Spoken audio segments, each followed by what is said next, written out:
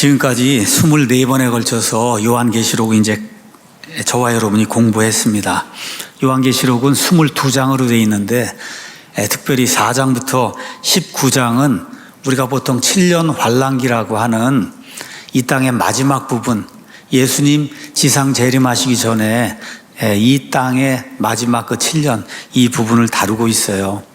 여러분이 요한계시록 가지고 계신 성경 앱이나 이런 거 가서 다 보시면 알겠지만 가서 교회라고 한번 쳐보세요. 요한계시록 4장부터 그 다음에 19장에는 교회라고 하는 그런 말이 나오질 않습니다. 왜 안 나오느냐? 7년 환란기에는 이 땅에 교회가 없습니다. 이 7년 환란기 시작이 되기 전에 예수님 공중 강림하실 때 교회는 다 하늘로 휴거가 돼서 올라가기 때문에 믿지 않는 자들만 여기 7년 환란기에 일단 들어가게 돼요. 자, 4장부터 이제 9장에는 7 봉인의 심판이 있고 7 나팔의 심판이 있고 7개 금병의 심판이 있는데 이게 순서대로 돼 있는 게 아니다. 이걸 제가 여러분에게 몇 차례 말씀을 드렸어요. 또 하나 6장에서 19장까지는 3년 반, 특별히 후반부 3년 반 동안에 진행되는 일들이 계속해서 여러 차례 반복이 되기 때문에 이거를 성경 기록자는 성령님이시니까 그 성령님이 기록해 주신 대로 그냥 우리가 그대로 쭉 물 흘러가듯이 따라가면서 읽으면은 그러면 절대 왜곡하거나 다른 방향으로 해석할 그런 여지가 없는 이런 책이 요한계시록이다. 그 후반부 3년 반 동안의 일을 여러 각도에서 여러 사람들이 보는 각도에서 처해 있는 그런 상황에서 계속해서 이제 반복해서 하나님께서 말씀해 주시는 것을 저와 여러분이 조심스럽게 잘 살펴보면 된다 이렇게 말씀드렸어요. 자, 오늘 이제 계시록 중반부에 이제 들어서면서 다시 한번 왜 우리가 요한계시록을 공부하는가 한번 좀 살펴봐야 될 것 같아요. 첫 번째는 모든 분들이 교회에 오면 복받기 원하잖아요. 복받기 원해요. 저도 마찬가지예요. 그런데 계시록의 말씀들을 듣고 그 다음에 읽고 지키고 이렇게 하면 1장 3절에 계시록은 우리에게 복을 주는 말씀이라고 성경 기록이 우리에게 이야기해주고 있기 때문에 많은 말씀들 중에서 특별히 계시록을 한 절 한 절 다 강의할 그런 필요가 있다. 두 번째, 요한계시록 2장하고 3장에 가서 보시면 세상에 여러 종류의 교회의 모습들이 나와 있어요. 7 교회를 통해서 지난 2000년 동안 이 땅에 존재해온 이런 여러 종류의 그 교회 이런 모습들을 보여주면서 이 교회에 대해서 쭉 말씀하시다가 모든 교회에 대해서 맨 끝에 가서 보시면 성령님께서 교회들에 하시는 말씀을 들으라고, 그래서 저와 여러분이 어디에서 부족하고 어느 부분을 고쳐야 되는지 회개해야 되는지 이런 것들을 저와 여러분이 알기 위해서 요한계시록을 공부를 합니다. 세 번째, 마태복음 24장 42절 가서 보시면 예수님께서 대환란기에 이루어질, 유대인들에게 이루어질 이런 말씀들을 다 하시고 뭐라고 말씀하시냐? 깨어 있으라고 말씀하세요. 이거 깨어 있으라 그러니까 잘못 이해하는 분들이 밤 12시에 하얀 옷 입고 뭐 계룡산에 뭐 촛불 들고 그걸 깨어 있는 걸로 자꾸 생각하는 그런 얘기가 아니에요. 깨어 있는 거는 정신을 차리고 세상이 어떻게 돌아가는 걸 판단하고 내가 어떻게 살아야 될 것이 다 판단하는 이런 의미의 워치, 깨어 있으란 이야기지 밤새 깨어 있으란 이야기가 아니에요. 그걸 저와 여러분이 기억해야 돼요. 그러면 모르는데 어떻게 깨어 있을 수가 있습니까, 여러분? 세상이 돌아가는 게 어떤지 모르고 세상 역사가 어떻게 돌아가는지 이것이 성경 말씀하고 마지막 때의 말씀하고 어떻게 매칭이 되는지 전혀 모르는데 근데 어떻게 깨어 있을 수가 있어요?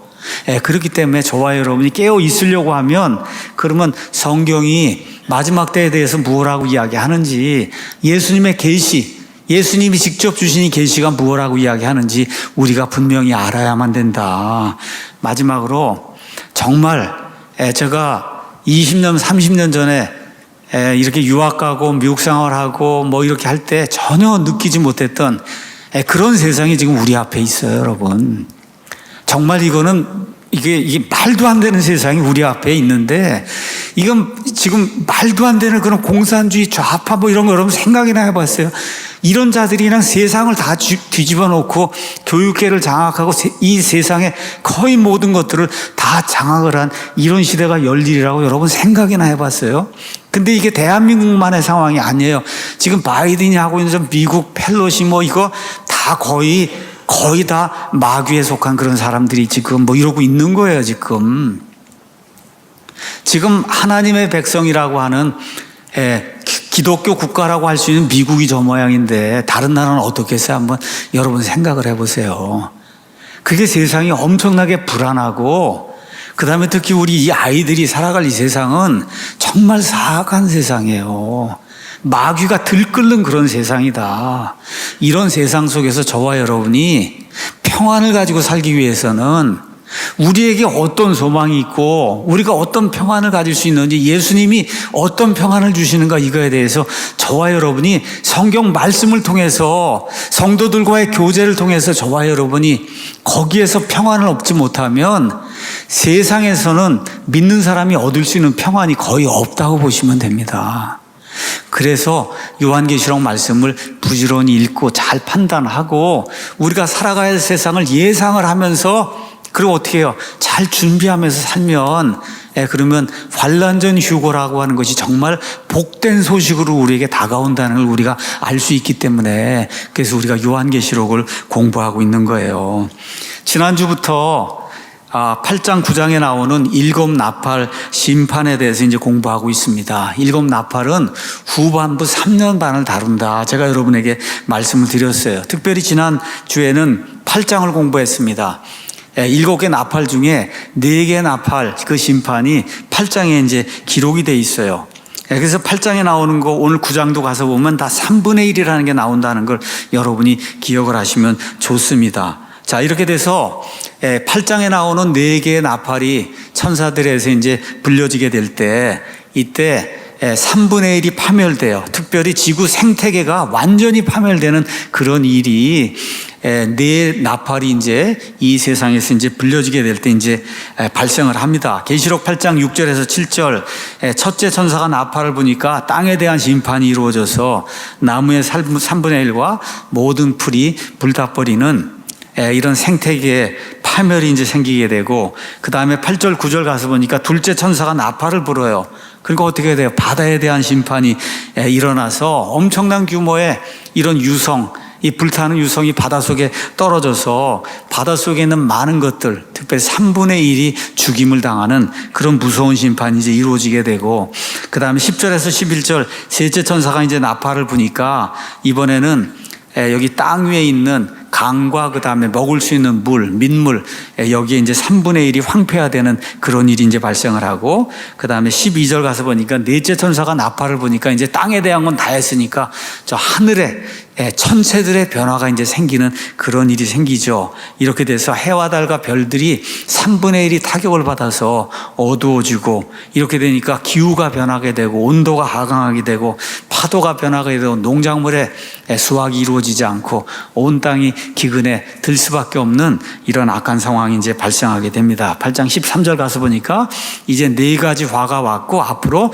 3가지 화가 더 오게 된다 해서 그 3가지 화 중에 2개의 화가 9장에 기록이 되어 있어요. 그게 5번째 나팔, 6번째 나팔, 그 다음에 7번째 나팔, 그 마지막 화가 그 7번째 나팔을 이제 불게 되면, 그러면 7개의 금병 심판이 집중적으로 포와 같이 온 땅에 쏟아지면서 7년 환란기가 이제 끝나는 그런 구조로 되어 있는 것을 저와 여러분이 기억하시면 좋습니다. 자, 그래서 오늘은 요한계시록 9장에 나오는 5째 천사, 그 다음에 6째 천사가 부는 나팔 때문에 온 땅에 닥치는 심판, 이 심판 이야기를 하면서 오늘 제목을 대환란기에는 지옥문이 열리고 마귀들이 쏟아져 나온다. 이건 제 얘기가 아니라 성경에 있는 거예요. 성경에 있는 거를 그대로 제가 여러분에게 제목으로 말씀드려서, 이 대환란기 후반부 3년 반에는 지옥문이 열리고 이 지옥에 갇혀있던, 여기 오늘 메뚜기라고 지금 표현이 되어 있는데, 이러한 그 어떤 무서운 영적인 존재들이 올라오고, 이렇게 해서 사람의 3분의 1이 파멸이 되는, 사람 인구의 3분의 1이 파멸이 되는 엄청난 그런 심판이 하나님의 진노의 이와 같은 그 심판을 통해서 이루어진다는 거. 근데 중요한 게 있어요.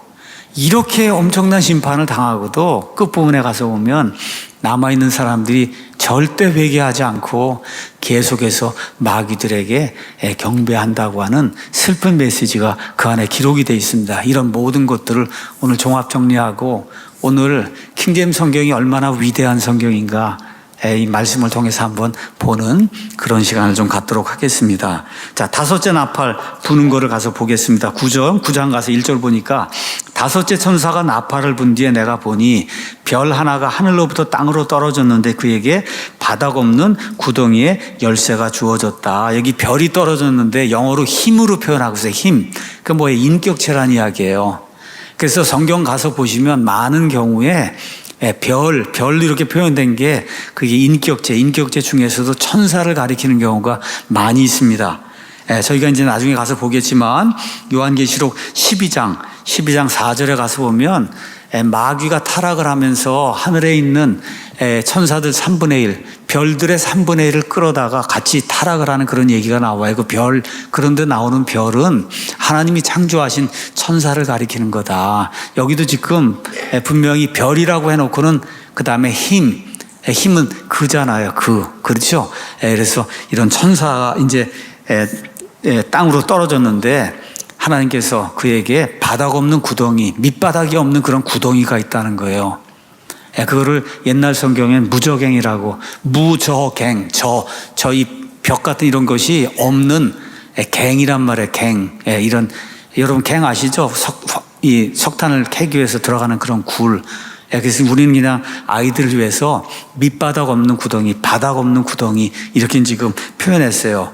구덩이란 말이 성경에 많이 나옵니다. 더 핏이라고 하는 게 그 핏 가서 보면 거기가 다 영어로 바텀이 리스 없는 거예요. 밑바닥이 없는 거예요. 이런 구덩이 이게 이제 나오는데 오늘 지옥에 대해서 좀 공부하고 지옥, 그다음에 왜 이런 일이 발생하는가 기억하고 그다음에 우리가 어떻게 해야 되는가 이거에 대해서 말씀을 드리면서 말씀을 마치겠습니다. 바닥이 없는 구덩이가 있다. 여러분 이사야서 14장 15절 이제 가서 보시면 그러면 루시퍼의 타락 기사가 이제 그 안에 기록이 돼 있는데 하나님께서 뭐라고 말씀하시냐? 루시퍼 내가 최종적으로 어디에 가냐? 너는 지옥으로 땅속에 있는 무슨 옥으로 가는데 곧 그 구덩이의 옆면들로 끌려내려. 구덩이가 있는데 옆면들이 있어요. 이건 바닥이 없는 거예요.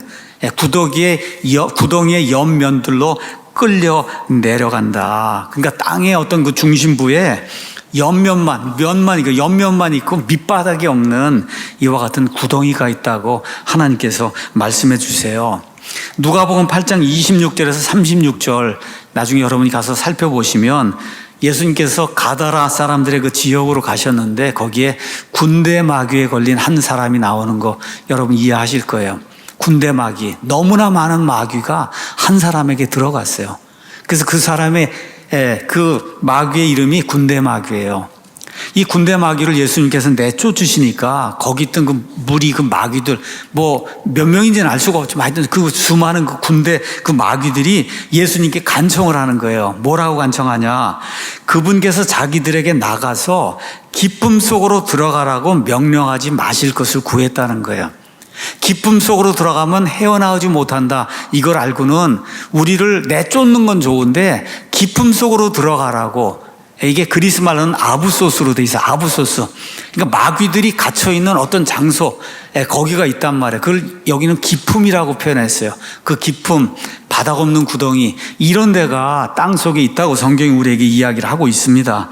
그래서 오늘 먼저 첫 부분에는 지하세계, 지옥, 낙원, 여기 나와 있는 무저갱, 탈타로스 뭐 등등 이런 것들을 여러분에게 좀 설명을 좀 하도록 하겠습니다.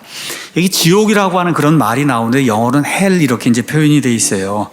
헬은 히브리 말로는 스올이고 그리스 말로는 하데스라고 하는 그런 말을 번역을 한 거예요. 그대로 두면 음역이 되는 거고. 자, 그래서 지옥은 성경에 54회가 나옵니다. 54회. 근데 여러분이 어디로 생각하시면 되냐 하면 죽은 자들의 혼이 가는 곳이다, 이렇게 생각하시면 돼요. 죽은 자들의 몸이 가는 데는 거기는 무덤이고, 죽은 자들의 혼이 가는 데를 헬, 스월, 그 다음에 하데스, 이렇게 이제 표현이 됐다, 이렇게 이해하시면 됩니다. 자, 많은 사람들이 혼동하는 게 있어요. 예. 자, 사람이 죽으면 그 혼이 어디로 가냐? 여러분, 구약시대하고 신약시대는 사람의 혼이 가는 데가 달랐어요. 구약시대에는 사람이 죽으면 그 사람의 죽은 자들이 가는 곳이 땅이었습니다. 땅 속에 이제 들어갔어요. 땅 속으로. 이 내용을 예수님께서 보여주시려고 누가복음 16장 가서 잘 이제 이쪽으로 옮기시고, 누가복음 16장에 지옥이 어떻게 생겼는지, 예수님이 무엇라고 말씀하셨는지 우리가 한번 보도록 하겠습니다. 자, 지옥 우리가 이야기할 때 두 가지 의미로 쓰이고 있어요. 성경에 두 가지 의미. 넓은 의미의 지옥이 있어요. 넓은 의미의 지옥. 이거는 죽은 자들의 혼이 가는 데는 그냥 지옥이라고 표현했어요. 예를 들어서 사도행전 2장 27절 31절을 가서 보시면, 이거는 시편 16편 10절을 이제 인용한 건데, 예수님께서 아버지에게 얘기하는 거예요. 아버지께서 내 혼을 지옥에 남겨두지 아니하셨습니다. 지옥에 그대로 남겨두면 부활이 안 되잖아요. 그래서 예수님께서 말씀하시는 거예요. 주께서 내 혼을 지옥에 버려두지 아니하셨습니다. 이렇게 이야기할 때는 지하세계, 죽은 자들의 혼이 가는 그런 넓은 의미의, 그런 의미의 지옥이 되는 거예요. 그래서 제가 오늘 여기 기록해 오지 않았지만 영어로 된 사도신경에 가서 보시면은 우리나라 사도신경에 없습니다. 영어에는 He descended into hell 이렇게 돼 있어요. 예수님께서 지옥으로 내려가셨다 하는 그런 내용이 그 안에 기록이 되어 있어요. 우리말로 그거 번역하면 너무나 이상하니까 우리말 사도신경에 다 빼놓았어요. 영어 사도신경 가서 보시면 He descended into hell이 있어요. 왜 그러냐? 예수님께서 진짜로 지하세계, 죽은 자들의 혼이 가는 거기에 가셨기 때문에 그 내용이 들어있어요. 그런 의미로 사용이 될 때 지옥은 죽은 자들의 혼이 가는, 혼이 괴로운 데도 있고 그 다음에 좋은 데도 있고 한데, 그 혼이 가는 장소, 그거 전체적인, 그래서 영어로는 언더그라운드 월드, 지하세계다 이렇게 이제 표현하면 더 좋을 것 같아요. 이런 의미의 지옥이 있는데, 이런 의미의 지옥은 많지 않습니다. 예수님하고 관련된 부분만 대개 이런 의미의 넓은 의미의 지옥이고, 나머지 나오는 지옥은 거의가 다 우리가 알고 있는 불이 펄펄 타오르고 사람이 비명을 지르고 신음을 지르고 그냥 영원 무궁토록 불탄다고 하는 그런 그 지옥이 있어요. 그런 의미의, 좁은 의미의 그런 지옥으로 여러분이 이해를 하시면 좋을 것 같습니다. 자, 누가복음 16장에는 낙원과 구약시대에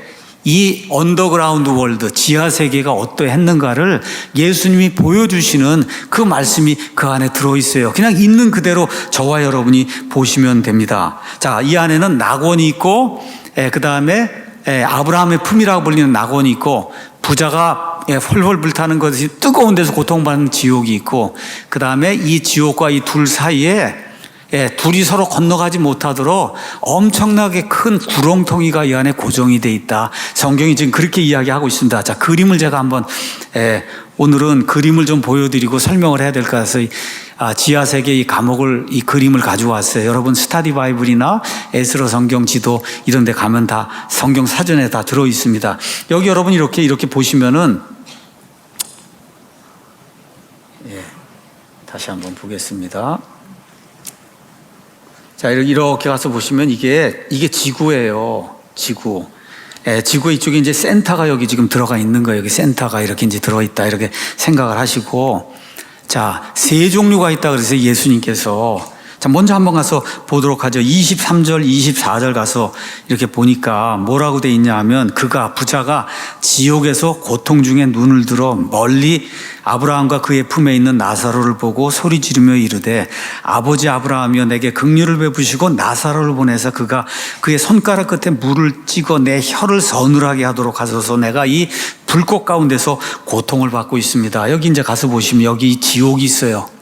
여기 지옥, 말 그대로 불꽃 가운데서 이 부자가 지금 고통을 받는 이 지옥이라고 하는 이런 부분이 있다.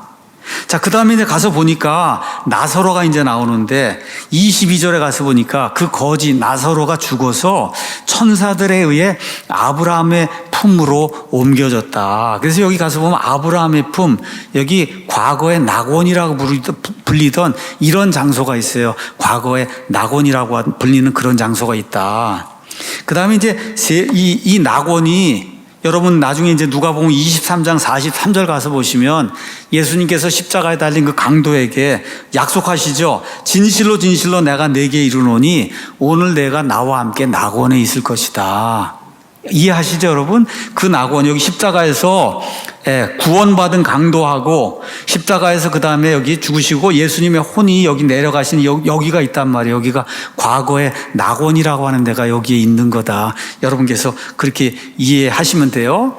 자, 그런데 이 낙원, 이 땅 속에 있는 이 부분을 예수님께서 뭐라고 말씀하시냐? 마태복음 12장을 가서 한번 보겠습니다. 마태복음 12장 가서 보시면은 12장에 38절에 서기관들, 바리새인들 이런 사람들이 와서 예수님께 이제 묻는 거예요. 선생님이요, 우리가 선생님에게서 나오는 표적을 좀 보기 원합니다. 표적 좀 한번 보여주십시오.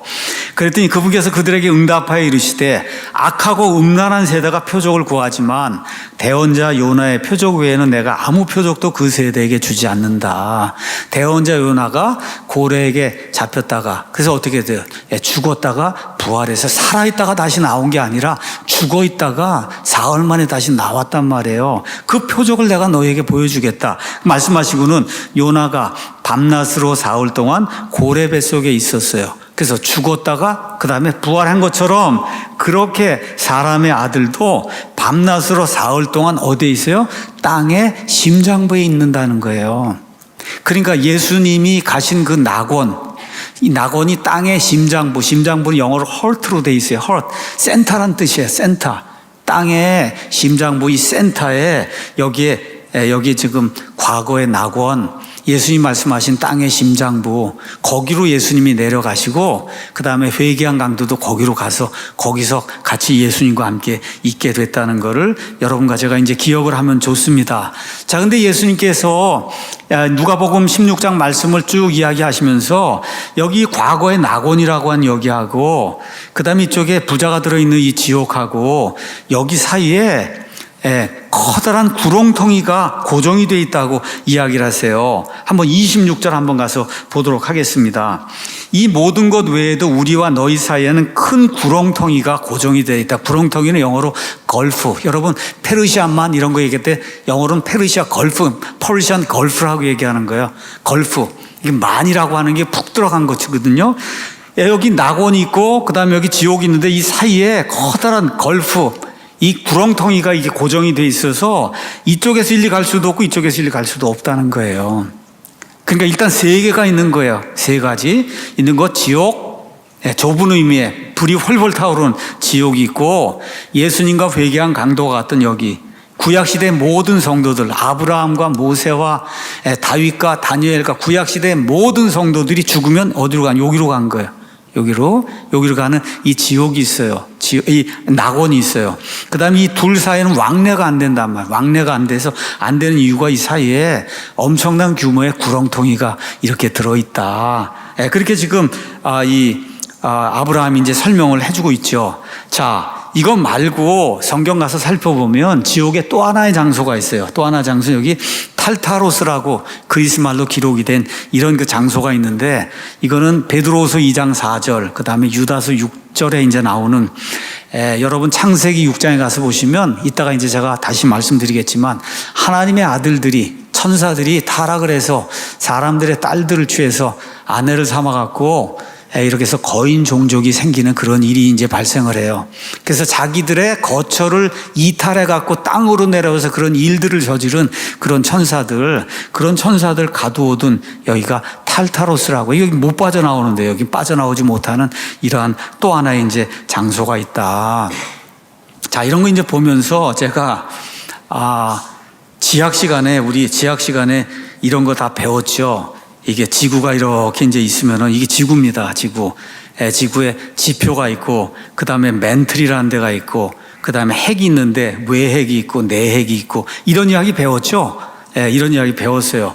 자, 그 다음에 이제 이거는 온도로 이렇게 표시를 한 건데 가서 보면 지표에서부터 35km까지가 거기가 이제 지각이고 그 다음에 이제 35에서 뭐 이쯤부터 해서 한 2,900km까지가 여기 빨갛게 돼 있는 멘틀이라고 한 이런 데가 있고 그 다음에 여기 외핵이 있고 내핵이 있는데 제가 가서 찾아본 거예요. 그냥 기사로. 도대체 여기쯤은 온도가 얼마나 될까 한번 찾아봤어요. 여기. 그랬더니 추측컨대 자기들도 들어가 보지 못했으니까 온도를 알진 못하잖아요. 그러니까 여러 가지 정황상 이걸 추측을 해보니까 온도가 6,000도래요. 여기 온도가 6,000도. 여기 온도가. 자, 그 다음에 여기 멘틀이라고 하는데 여기에 뜨거운 용암이 들어있는데 이게 이제 지각이 얇은데 화산 활동이 생기면 이렇게 쑥 퍼져나오잖아요. 튀어나오잖아요. 튀어나오면 그러면 이렇게 되는 거예요. 이게 한 4,000도, 5,000도 되는 저 뜨거운 게 이제 들어있는 저희가 이제 멘틀이다. 이렇게 지금 되어 있거든요. 그러니까 제가 여러분에게 말씀드리는 거는 이게 우리와 같은 물리적인 몸을 갖고는 저 안에 못 들어가요. 성경이 이야기한 지옥이라 하면 그런 데 못 들어가요. 이런 물리적인 몸을. 근데 거기 있는 부자나 나사로나 아브라함이나 다 이야기도 하고 보기도 하고 물을 달라기도 하고 뭐 타치를 해보겠다 그러기도 하고 하니까 모든 걸 우리와 똑같이 하는데 그렇죠? 그렇기 때문에 이런 어떤 물리적인 이런 불 때문에 이들이 고통을 당하는지 이건 우리가 알 수가 없어요.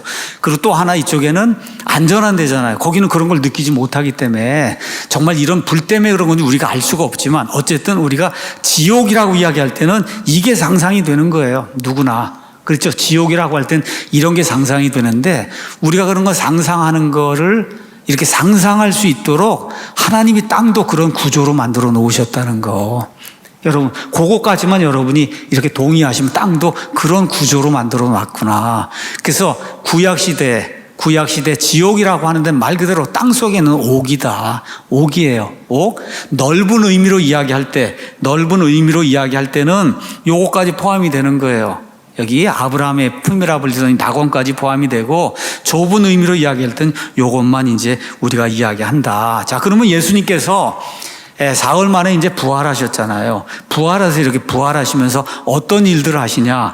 구약시대 이 아브라함의 품에 갇혀있던 구약시대 모든 성도들을 데리고 어디로 가시냐 하면 셋째 하늘로 가세요. 이렇게 해서 여기 있던 낙원을 십자가 사건 이후에는 셋째 하늘로 옮겨 놓으신다. 옮겨 놓으세요. 구약 성도들이 부활하는 거 아닙니다. 부활하는 거는 언제 하냐? 이사야서 26장 18절에서 27장 1절 여러분이 가서 보시면 7년 환란기가 끝날 때 환란기 성도들과 그 다음에 구약시대 성도들이 부활해요. 근데 여기 있던 이 사람들의 거처를 어디로 옮겨 놓으냐? 예수님께서 셋째 하늘로 옮겨 놓습니다. 이게 어디에 나오느냐? 에베소서에 나와요. 가서 에베소서 4장 8절 말씀 잠깐 보도록 하겠습니다. 그러므로 그분께서 이르시기를 그분께서 높은 곳으로 올라가실 때 높은 곳 하늘로 올라가실 때 포로로 잡힌 자들을 포로로 이끄시고 사람들에게 선물들을 주셨다. 포로로 여기 지금 갇혀 있는 이 사람들을 옮겨 놓으셨다는 거예요. 그런데 그분께서 올라가셨다는 것, 그것은 곧 그분께서 또한 먼저 땅에 더 낮은 부분들로 내려가셨다는 것이 아니면 무엇이냐. 여러분, 예수님 공생애 3년 반 하시는 동안 땅속 저 낮은 부분으로 내려가신 적이 있어요? 없어요? 죽기 전까지? 없죠. 언제 내려가셨어요? 예수님 죽으신 그 순간에 저 땅의 더 낮은 부분들, 그렇죠? 저 낙원, 아브라함의 품이라고 하는 넓은 의미의 지하세계 그 지옥으로 예수님이 내려가셨단 말이에요. 그 먼저 내려가셨다는 게 아니면 어떻게 올라갈 수 있냐? 그 얘기예요. 이거 어려운 얘기하는 거 아닙니다, 여러분. 성경 구절만 몇 구절만 잘 맞추면은 그 누구라도 다 이해할 수 있는 거예요. 다만 교회에서 가르쳐 주지 않기 때문에 이걸 모르는 거죠. 자, 이렇게 돼서 내려가신 분께서 저 밑에 지하세계 지옥으로 내려가신 분께서 또한 하늘들보다 훨씬 위로 올라가신 그분, 우리가 있는 이런 하늘, 이 둘째 하늘이 아니라 그것보다 더 높은 셋째 하늘로 예수님이 올라가셨다. 이렇게 돼서 구약시대의 모든 성도들을 어디로 옮겨놨어요? 셋째 하늘로 옮겨놨어요. 그래서 낙원이 예수님 십자가 사건 이후에는 셋째 하늘에 가 있는 거예요. 셋째 하늘에. 자, 그래서 여러분 고린도후서에 가서 보시면은 사도 바울이 낙원을 체험하는 그런 내용이 그 안에 기록이 돼 있어요. 자, 이거는 십자가 사건 이후잖아요. 고린도서 12장에 내가 그리스도 안에 있는 한 사람을 알았는데 그 사람은 14년 전에 셋째 하늘로 채 올라갔다. 그렇죠? 4절에 그가 낙원으로 채 올라가. 셋째 하늘에 낙원. 그러니까 이제 십자가 사건 이후에는 낙원이 어디에 있어요? 셋째 하늘에 있다는 것을 그렇게 이제 기억을 하시면 됩니다. 이 내용을 여러분이 이해를 하셔야 오늘 저 무저갱은 여기 이 밑으로 쭉 바닥이 없이 이렇게 몇몇만씩 내려가갖고 여기 아브소스라고 하는 여기 시면이 있거든요. 여기까지 이런 이거 전체를 성경이 무저갱 밑바닥이 없는 데다 그렇게 이야기하는 거예요. 밑바닥이 없는데. 그래서 어떤 사람들이 이게 만일에 우리 같은 몸을 갖고 있는 사람이라면 이게 중력이 이쪽으로 끌어당기고 이쪽에서 이쪽으로 끌어당기다 보면 여기에서는 밑바닥이 없게 된다. 그런 이야기를 하는 그런 분들도 있어요. 그게 물리적으로는 그런 의미에서 밑바닥이 없는 이런 구덩이가 이렇게 구덩이가 쭉 내려가면서 밑바닥에 시면에 이런 늪이 이제 존재하게 된다. 이걸 성경이 이제 이야기하는 거예요. 자, 요약의 말씀을 드리도록 그렇게 하겠습니다. 자, 예수님 부활 이후에 신약 성도들은 장로교나 이런 데서 가르치는 것처럼 어디 가서 대기하다가 나중에 예수님께 가는 게 아니에요. 여러분이 빌립보서 1장 23절, 고린도후서 5장 8절을 보시면 우리는 죽는 순간 죽자마자 누구와 함께 있게 돼요? 예수님과 함께 있게 돼요. 예수님은 어디 계세요? 셋째 하늘에 계신 거예요. 그래서 신약시대 성도들이 구약시대 성도들보다 좋은 거예요. 더 나은 상속 언약을 받은 거예요. 저와 여러분이. 여기 들어가 있다가 이렇게 나중에 예수님 부활할 때까지 이렇게 기다렸다가 그렇게 올라가는 게 아니고 우리는 직접 죽으면 그 순간에 어디로 가요? 예수님과 함께 있는 거예요. 근데 구약 성도들은 죽자마자 곧장 천국으로 간 게 아니라 스올이라, 성도들 구원받은 사람들은 어디로 가냐? 스올이라 불리는 여기 이 지옥 여기로 들어갔고 불신자들은 이 지옥으로 들어가게 된 거예요. 그래서 여러분이 사무엘기상 28장 14절 가서 보시면 사무엘을 불러내잖아요. 엔돌의 무당이. 그랬더니 어디에서 사무엘이 올라와요? 저 하늘에서 쑥 떨어져요? 아니면 어디서 올라와요? 한 노인이 땅에서 올라오잖아요. 땅에서 올라오는 거예요. 그게 다 구약시대에 이 구원받은 성도도 여기 있었기 때문에 땅에서 올라오는 거로 그렇게 표현이 돼 있는 거다. 이해하시죠? 이거 어려운 얘기하는 게 아니야. 다만 성경을 너무 모르거나 다 이렇게 알고 있는데 이게 엮이질 않으니까 이게 이렇게 구슬처럼 꿰어야 이게 뭐가 되는데 그게 안 돼서 이게 안 된 거 오늘 여러분에게 말씀을 드렸으니까 이게 지옥이라고 하는 게 이렇게 돼 있는 거구나. 자, 그래서 이 지하 세계에는 아까 말씀드린 대로 불이 펄펄 끓는 지옥이 있고 아브라함의 품이라고 불리는 그런 낙원이 있고 이 사회에 구렁텅이가 해서 이게 바닥 없는 그런 구덩이가 있고 탈타로스라고 하는 그런 부분이 있다. 이런 것들 저와 여러분이 이제 기억하시면 좋습니다. 자, 이렇게 돼서 여기 있는 이 탈타로스에 갇힌 자들, 그 다음에 지옥에 갇힌 자들, 이 모든 자들은 천년왕국이 끝난 다음에 다 이쪽으로 올라가서 나중에 어디로 가요? 여기 불호수라고 하는 데로 들어간다. 요한계시록 19장, 20장이 우리에게 이야기해 주는 거예요. 요한계시록 20장 14절에 15절 가서 보니까 사망과 지옥이 불호수에 던져져. 여기 있는 게 나중에 불호수로 던져지는데 하나님은 불호수가 어디 있는지 말씀해 주지 않아요.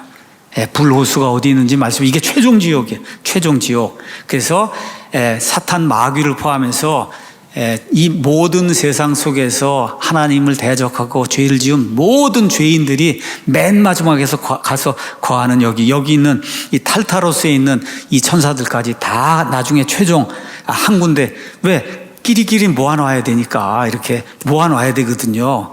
그래야 되기 때문에 최종적으로 하나님이 분리시켜 놓은 그런 장소가 불호수다. 불호수는 어디 있는지 모른다고 성경이 이야기하고 있어요.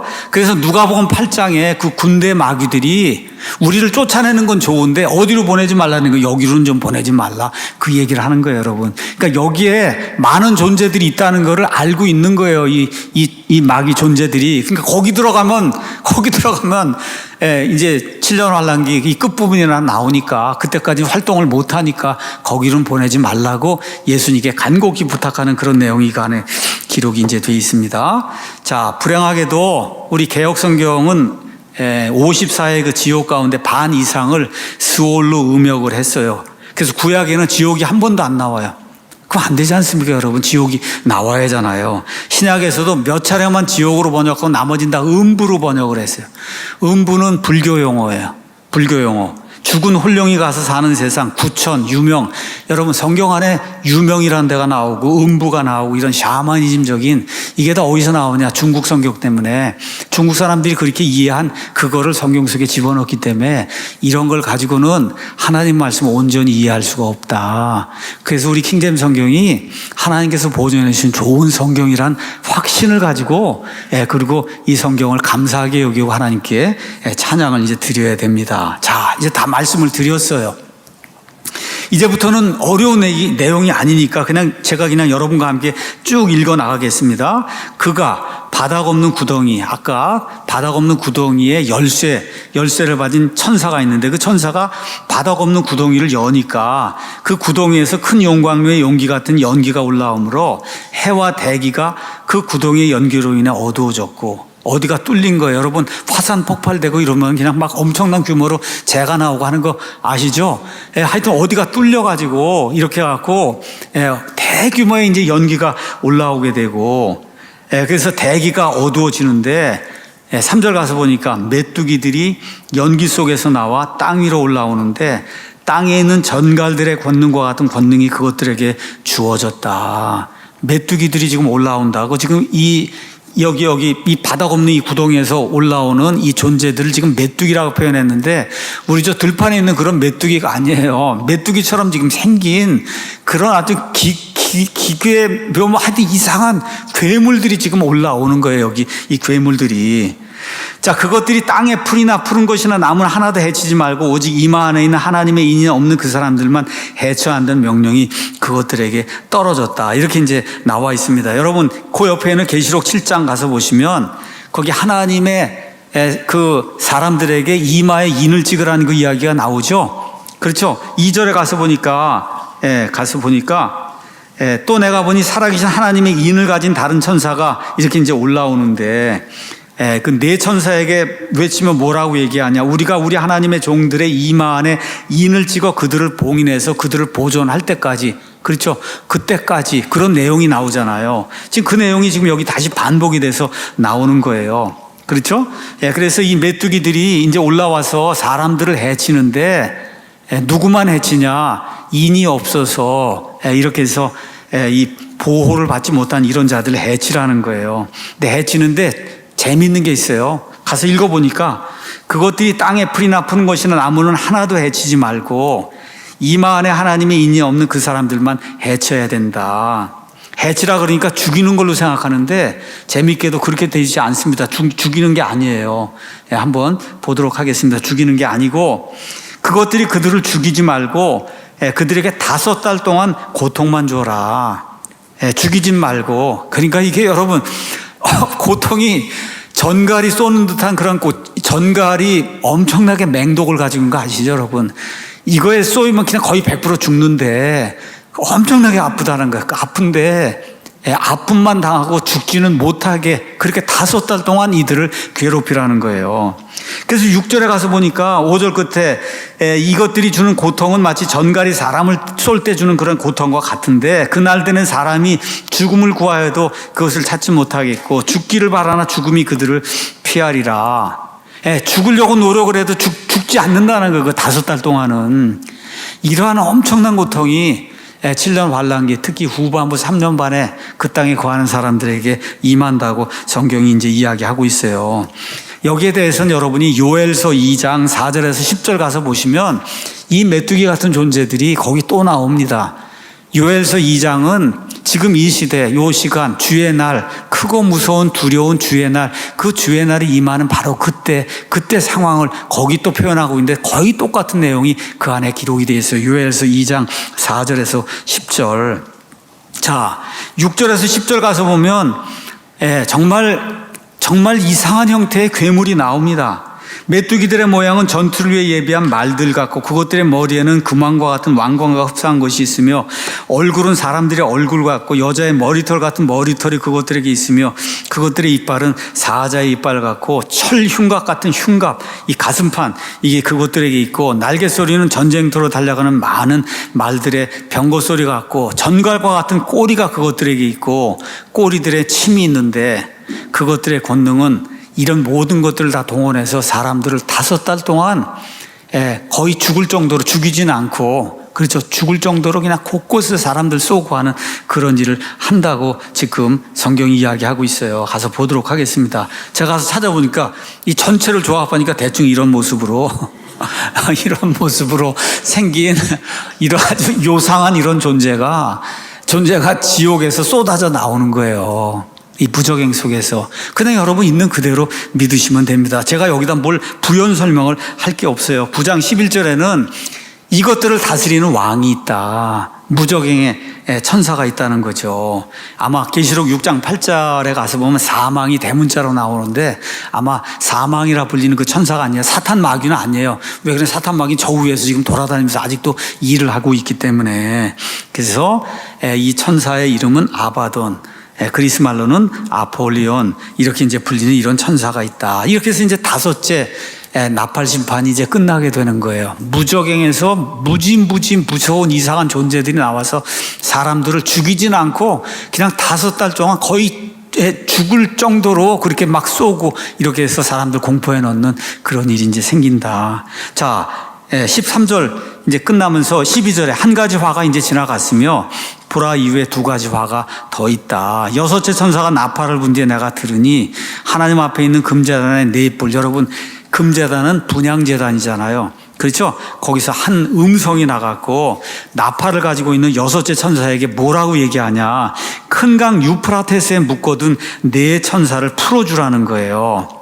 이렇게 돼서 4 천사가 이제 풀려났는데 그들은 여기 가서 뭐 어느 해, 어느 달, 어느 날, 어느 시 하나님이 확정해 준 어느 지정된 시간이 있어요.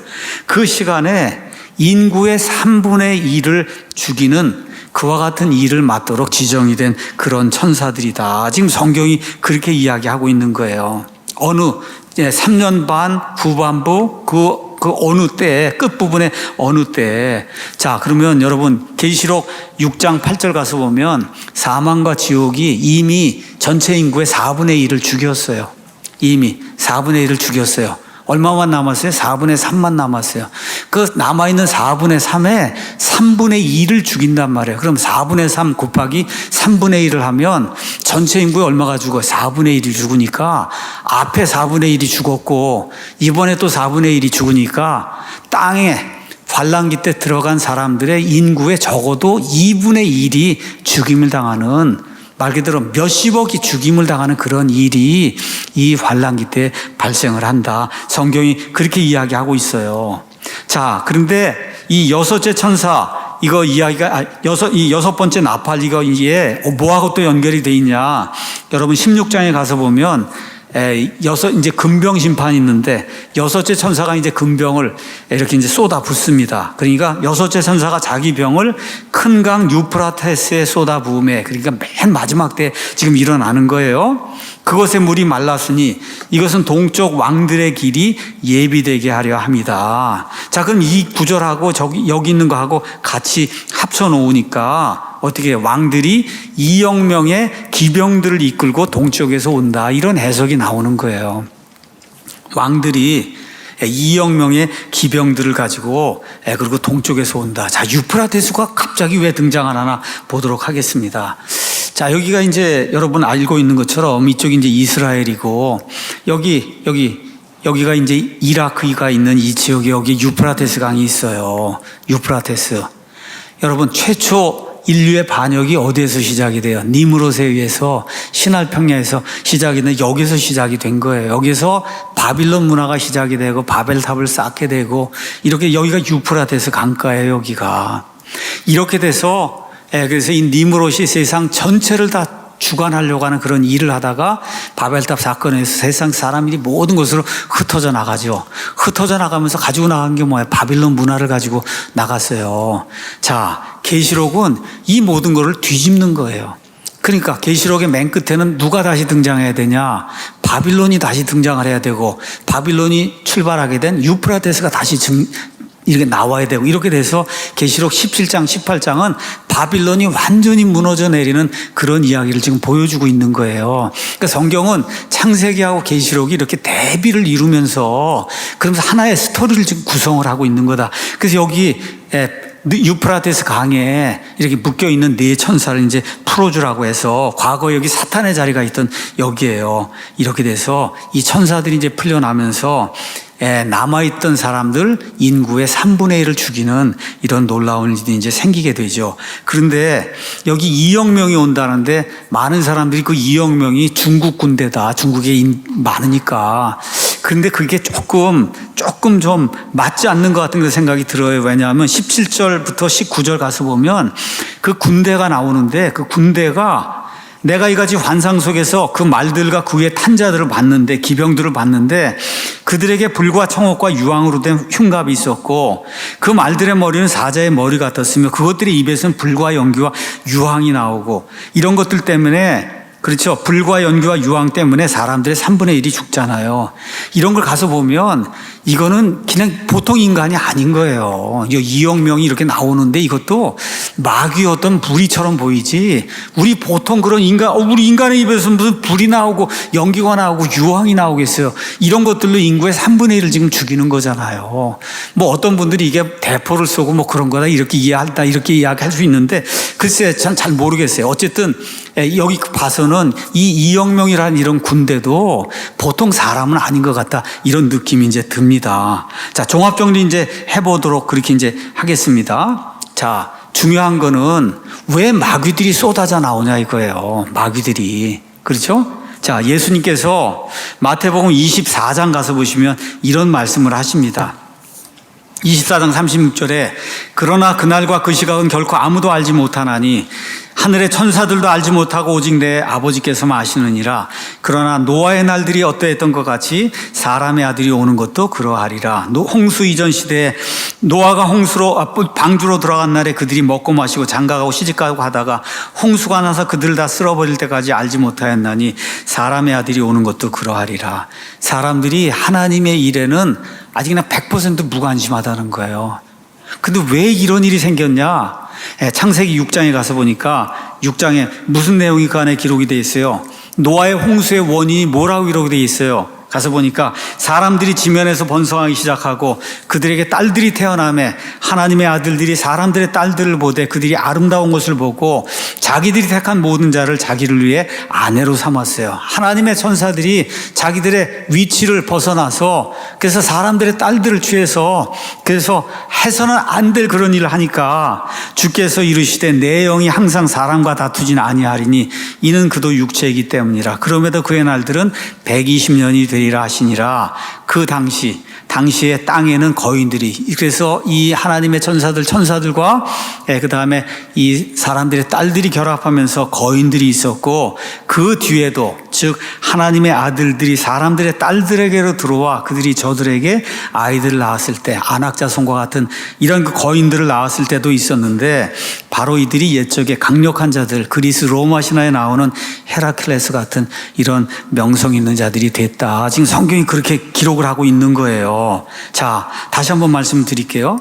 주님 뭐라 그래요? 마지막 때는 노아의 때와 같다. 이해하셨죠? 그럼 노아의 때에는 어떤 일들이 있어야 돼요? 심지어 하늘의 천사들이 사람들의 딸들까지 취하는 그런 일들이 있어야 된단 말이에요.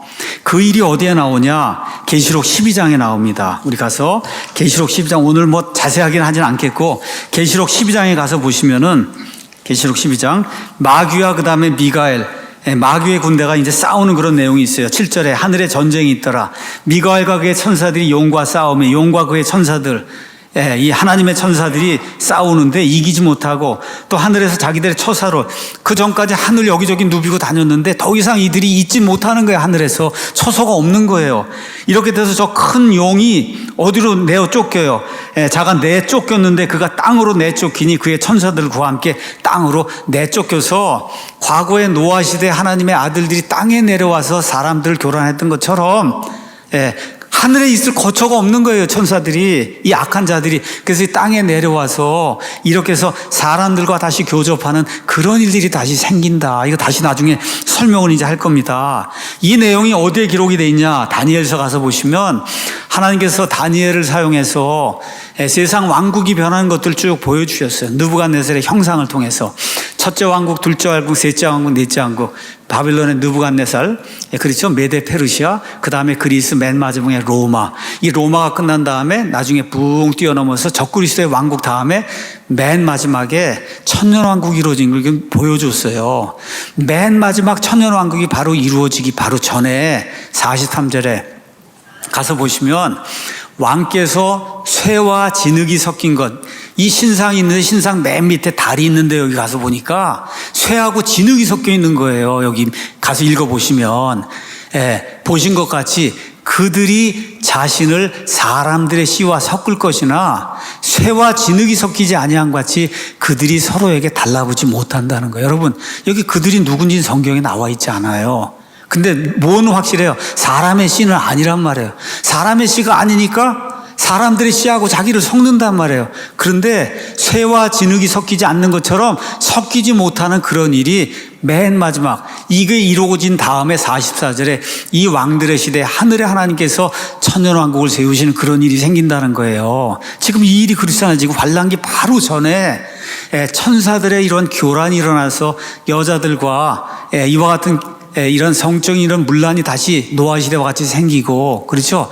이렇게 되면서 노아 시대가 다시 한번 반복이 된다. 지금 그렇게 성경이 이야기하고 있는 거예요. 그러니까 종합정리해서 말씀드리면 후반부 3년 반 동안에는 하늘에서 거처를 찾지 못하고 쫓겨 내려온 마귀의 천사들이 이 땅에 내려와서 거처를 두는 거예요. 계시록 12장에 있는 것처럼 동시에 저 무저갱에서 아까 봤던 메뚜기 같은 이 엄청나게 무서운 그런 존재들이 올라와서 5달 동안 사람들 전갈 쏘듯이 그냥 쏘고 그런 일들이 이제 발생을 하는 거다. 또 유프라테스 저쪽에 네 천사가 풀려나니까 2억 명의 기병을 탄 이것도 그냥 보통 존재들이 아닌 것 같은 이런 존재들이 나타나서 이 땅에 있는 사람들을 핍박을 하고 죽여서 결국 3분의 1이 죽임을 당하는 이런 시절이 온다는 거예요. 그 후반부 3년. 그래서 예수님이 창세 이후로 한 번도 없던 그런 고난의 때라고 이야기한 거예요. 이거를 표현할 때 우리가 복마전이라고 표현하는 거예요. 복마전.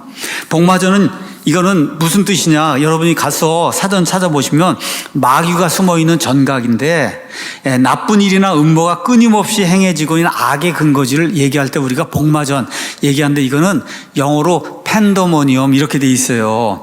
팬더모니엄이란 말이 어디서 나오냐? 밀턴이라는 시인 아시죠? 신라원을 쓴 그 밀턴이라고 하는 시인이 계시록에 나오는 이런 사건 이런 거 해서 맨 마지막 때에 마귀들이 온 세상을 휘저으면서 사람들을 집어삼키는 이러한 때를 가리켜서 팬더모니엄이라고 표현한 걸 우리나라 말로 번역하면서 복마전이 된 거예요. 이런 시대가 발생을 하는 거예요. 여기 말 그대로 그냥 시뻘건데 이렇게 해서 마귀가 온 세상 사람들을 떡 주무르듯이 그냥 주무르면서 자기의 온 군대를 하늘에서 동원하고 지옥 불 속에서 동원해서 사람들을 멸절시키려고 시도하는 이런 복마전. 이 복마전이 이루어진 이 때가 바로 3년 반, 후반부 3년 반, 거기에 맨 마지막 부분이다. 자, 이렇게 엄청난 고통을 당하고 힘든 시절 이것 보내는데도 여기 가서 보니까 재미있는 말씀이 그 안에 기록이 되어 있어요. 9장 20절 거기 가서 보니까 하나님의 말씀이 이 재앙들에 의해 죽임을 당하지 하고 남은 사람들 전체 인류의 한 2분의 1이 남는다 그랬잖아요. 이쯤 되면 이거 진짜 우리가 뭔가 잘못했구나, 뭔가 우리에게 문제가 있구나 이렇게 생각하고 돌이켜야 되는데 여전히 자기 손의 행위들을 회개하지 아니하며 마귀들과 또 금과 은과 녹과 돌과 나무로 만든 우상들, 뭐 부처 덩어리, 뭐 마리아 덩어리, 이거 십자가, 뭐 이런 거 가지고 보거나 듣거나 걸을 수 없는 우상들에게 경배하는 것을 그치지 아니하고, 또 자기들이 행한 살인과 마법과 음행과 도둑질을 회개하지도 아니하더라. 이게 어느 때와 똑같아요? 노아의 때와 똑같은 거예요. 노아가 120년 동안을 선포했는데 한 명도 구원받지 못했어요. 한 명도. 그 정도로 사람들의 마음이 강팍해지는 그 때가 7년 환란기 후반부 3년 반, 예수님 말씀하신 대환란의 때다. 우리 아이들, 손녀들 그럼 여러분, 이때가 이런데 이때만 그런 게 아니라 그 전부터, 5년 전부터, 7년 전부터, 20년 전부터 이 세상을 향해서 적그리 세상으로 나가면은 세상이 그냥 사악한 걸로 가득 차는 거예요. 뭐 동성애다 뭐다, 사람이 지금 생각할 수 없을 정도의 그런 악이 지금 팽배하잖아요. 이게 이때 가서 절정을 이루는 거지, 이때 절정을 이루고 그때까지는 아무것도 없이 깨끗한 게 아니에요. 이런 걸 생각을 하면 우리 아이들이 사는 세상, 저 같으면 우리 손자가 지금 6명이나 있는데 이 아이들이 살 세상이 얼마나 험악할 세상인가 생각하면 그냥 앞이 캄캄한 거예요. 앞이 캄캄해요. 그래서 예수님의 기도가 생각이 나요. 우리 보러 하라고 하신 기도. 우리를 인도하사 시험에 들지 말게 하시고 악에서 우리를 구출하시옵소서라고 예수님이 우리 보고 기도하라고 하신 그 기도가 진짜 필요한 시대가 지금 이 시대가 아닌가, 이런 생각이 들어요. 근데 가장 감사한 소식이 뭐예요? 여기 안 들어가는 겁니다, 여러분. 여기 안 들어가는 거예요. 이게 환란전 휴거의 복된 소식이에요. 이 복마전에 안 들어가는 거예요. 안 들어가는 거예요. 마귀가 이렇게 횡행하는 이런데 들어가지 않는 거예요. 이게 얼마나 귀한 소식입니까, 여러분? 근데 이게 아니라고 이걸 통과해야 된다고 목사들이 거짓을 가르치고 있으니 이게 얼마나 답답하고 통탄할 노릇인지 알 수가 없는 거예요. 우리 주님이 확실하게 주신 이 소망이 이 환란전 휴거의 복된 소망이다. 이걸 저와 여러분 꼭 기억하시고, 여러분 오늘 이 시간에 이런 이야기 다 들었는, 다 잊어버리셔도 괜찮아요. 내가 정말 예수님만을 나의 구원자로 지금 확신하고 있는가? 내가 이 시간에 휴거가 일어나도 나는 공중으로 끌림을 받을 수 있는 그런 사람인가? 그건 내 힘으로 되는 게 아니에요. 내 노력으로 되는 게 아니에요. 예수님만을 나의 유일하신 구원자요 주님으로 내 마음속에 받아들이면 되는 거예요. 내 행위로 되는 게 전혀 아닙니다, 여러분. 이거를 꼭 기억하셔야 돼요. 그래서 나뿐만 아니라 내 아내도, 내 남편도, 내 아들도, 내 딸도, 아들, 딸들이 낳아놓은 손자, 손녀도, 이 아이들도 그리스도 예수님 안에 있는가? 오늘 저와 여러분이 이거를 꼭 확인해야 된다, 그 얘기입니다. 그리스도 안에 있으면 주께서 친히 하늘로부터, 그렇죠, 내려오실 때 그리스도 안에 있는 자들이 먼저 일어나고 살아서 남아있는 우리가 그들과 함께 구름들 속으로 채 올라가 영원토록 주님과 함께하는 그런 일이 발생한다고 성경이 이야기하고 있으니, 이 아름다운 복된 이 환란전 휴거의 소망이 우리 모두, 우리 아이들 모두, 우리 손자 손녀 모두의 것이 되기를 예수님의 이름으로 축원합니다.